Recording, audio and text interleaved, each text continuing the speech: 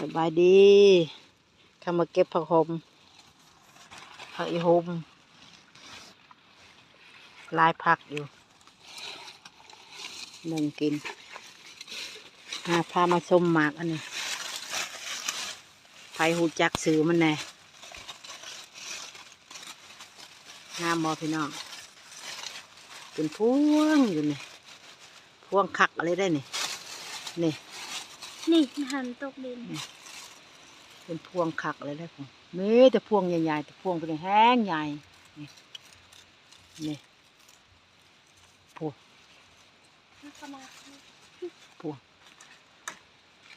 งดกประเดี๋ยวหูสื่อมันก็เม่นมาบอกนะเด้อต่างหมู่บ้านก็เอิญบ่คือกันได้แต่ละหมู่บ้านเอิญบ่คือกันจักเอิญจังไดแน่หลายคักได้นี่ดกงามขนาดพวงอลาดอยู่นี่ประเดี๋ยวหูจักสื่อมันก็เม่นมาในเด้อปลูกกี่สื่อได้นี่บ่หูจักสื่อได้น้ำข้าวมากก็เลยมาซักไว้เป็นไห้จุบเจือเนี่ยเม่นมาเลยเด้อพี่น้องเด้อพอได้หูจักว้าถึงงามขนาดยังน้อยๆก็มีตอนนี้บ่ค่อยเป็นพวงปานใดพวงคือกันมันคางามไม่ว้าถึงตัวนี้พวงใหญ่พวงนี่แหละใหญ่กว่าหมูเห็นบ่เดี๋ยวพอใหม่นี่ลมมันกบยังไม่ทันได้แก่เนี่ยคันมันแก่นี่แคบมันสิเหลืองกว่านี่นี่ยังบ่เหลืองอยู่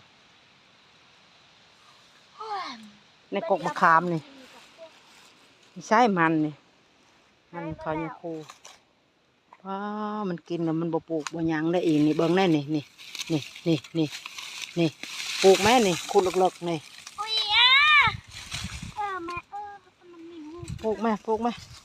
ไม่ใช่ล่ะในต้นอันนี้วีต้มหมดแล้วนี่หมดเลยหมดแล้วเลยต้นนี่บ่มีเลยนี่จะต้องแก่ไป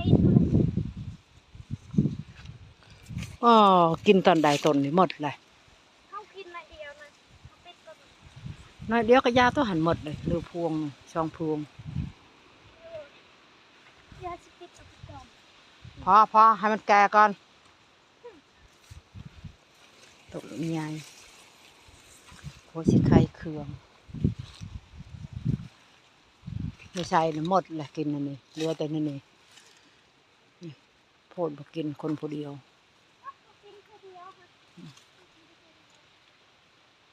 นี่เลยไก่ชิแกแล้วได้นี่ออกสีเหลือง